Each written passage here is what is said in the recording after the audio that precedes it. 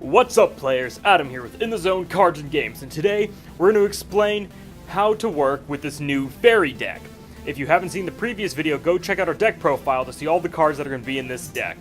So, what you're going to want to do is, as often as possible, start with Xerneas because of Geomancy. What Geomancy allows you to do is get 2 energy onto your benched Pokemon. So you're always going to want to start with Xerneas as much as possible. Up next, we have the Spritzy Aromatisse line. So what you're going to want to do with these is get Spritzy out as soon as possible, evolve into Aromatisse to spread those energies around to any and all of your Pokemon. Now, our main Pokemon in this deck is going to be our Florges EX. Because what it does is, for Bright Garden, it does 20 times the amount of Grass and Fairy Pokemon that you have in play.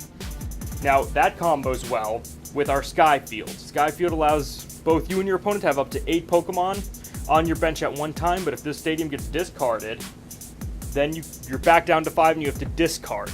So, how do we remedy that? How do we make Florges hit for as much damage as possible? Well, that's simple. We have the Propagate Execute. Now, what Propagate does is, once during your turn, if this Pokemon is in your discard pile, you may put this Pokemon into your hand.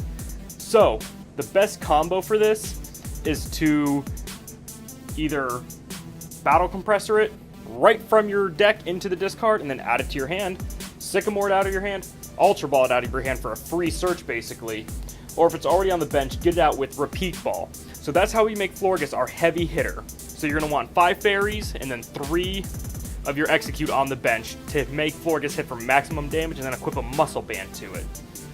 Now, the other reason why Aromatisse is such an important card in this deck is because of Max Potion. So if our Florges gets damaged, we Fairy Transfer the energy off of Florges, hit a Max Potion on it, heal it for all its damage, and then Fairy Transfer the energy back on. Now, we also have Gardevoir and Mega Gardevoir in our deck just as kind of a backup. If we can get enough energies going and something happens to our Florges, that's why we have the Gardevoirs, that's why we have the Mega Gardevoirs, to get that extra kick in there, to get the knockout and win the game.